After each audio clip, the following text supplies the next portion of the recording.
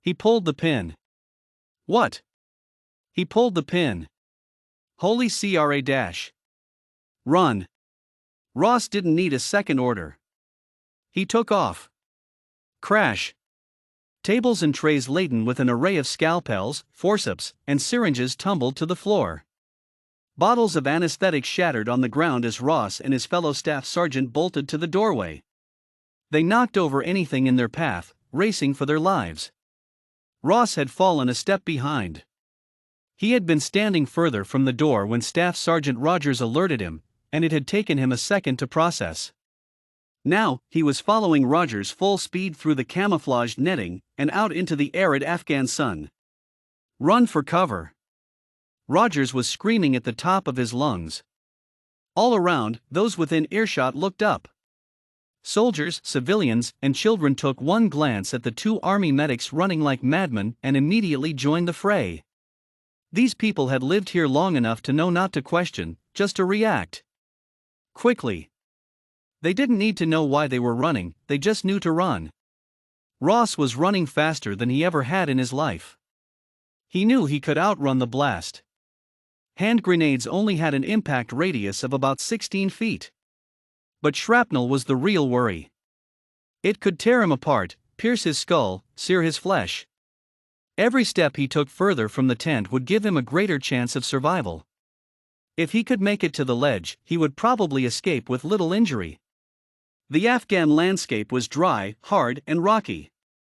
Made for minimal cover and increased debris in the event of an explosion. But the ledge provided a few feet of coverage. If he could make it far enough to jump down over the ledge and into the ditch beyond it, he would be fine. 50 more yards. He guessed he had about 8 seconds until it blew. He could make it. As he ran, he looked around himself, the images barely visible. Everything was broken up, distorted. He saw fragments of buildings, tents, and tanks fly by him. Dust flew everywhere as men, women, and children fled before him and followed behind him. Though his vision was blurred, sounds were clear. He could hear his heart beating, his boots thumping on the dirt below him, shouts of the troops and local families around him. Above all, he heard Rogers shouting to everyone to duck and cover. Don't stop, don't stop. 40 more yards. Ross was pushing himself to run faster, harder. Get to the ledge, get to the ledge. He told himself, trying to focus. But he couldn't shut out the thoughts. Thoughts about everything. Everything from the last 6.5 hours, that is. It was replaying in his mind over and over. All the details still clear as day. He couldn't stop it. Run. Just run. Quit thinking. He tried to ignore them. They came anyway. And they kept coming. Fast. So fast he didn't have time to process one before another replaced it. It was like a series of flashbacks in his mind. He shook his head in an attempt to stop it all. It was too much. Too painful. 30 more yards. He tried to rid himself of the regret. And then one thought came which didn't immediately vanish. One he couldn't shake. It's my fault. As he ran, Ross replayed the last few hours in his head. He recalled the reconnaissance mission, his team trekking into enemy territory to gather intel. He remembered the feeling that something was wrong. He remembered ignoring it, thinking it was first mission nerves. And then he remembered the shot. He heard it. He looked to his right in time to see his best friend drop to his knees. Marcus, he yelled. He reached out to catch him, only to be met by the numb, vacant stare of a young Afghan boy. Keep going. Rogers' voice interrupted his thoughts. He turned now to his left to see Rogers herding others around him towards the ledge.